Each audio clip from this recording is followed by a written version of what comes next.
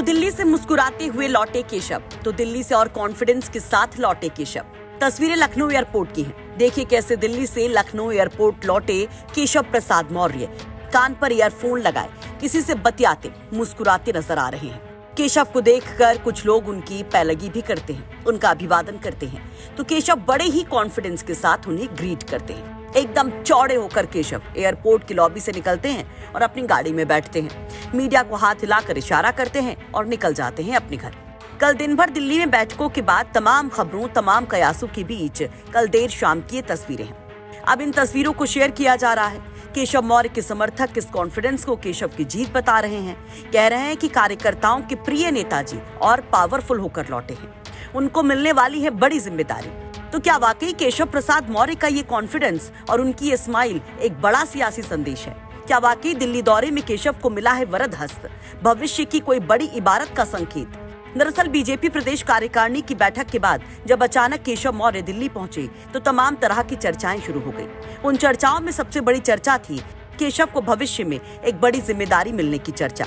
Social media से लेकर राजनीतिक जानकार तक कहने लगे कि केशव को संगठन में जल्द बड़ी अहम जिम्मेदारी मिल सकती है। कुछ लोग तो केशव मौर्य को फिर से प्रदेश अध्यक्ष तक बनाने का दावा करने लगे। ऐसे में इन चर्चाओं के बीच केशव प्रसाद मौर्य का एक ट्वीट भी सामने आया, जो उन्होंने वैसे तो अखिलेश यादव पर पलटवार के लिए लिखा था, लेकिन उस पोस्ट के लास्ट लाइन में केशव बड़ा संदेश भी दे गए थे। देखिए केशव के इस पोस्ट के लास्ट लाइन में केशव क्या कहते हैं। केशव कहते हैं कि भाजपा 2027 विधानसभा चुनाव में 2017 को दोहराएगी। तो क्या इस लाइन के जरिए केशव एक बड़ा संदेश दे रहे हैं कि 2027 में उन्हें एक अलग पावर में देखा जाएगा? दरअसल जिस 2017 के चुनाव की तुलना केशव कर रहे हैं, उस चुनाव में बीजेपी की कमान केशव प्रसाद मौर्य के ही हाथों में थी। 2017 में केशव प्रदेश अध्यक्ष थे और उनकी ही अगुवाई में बीजेपी को अप्रत्याशित जीत मिली थी। बीजेपी को 325 सीटें मिली थी और उसकी सरकार बनी।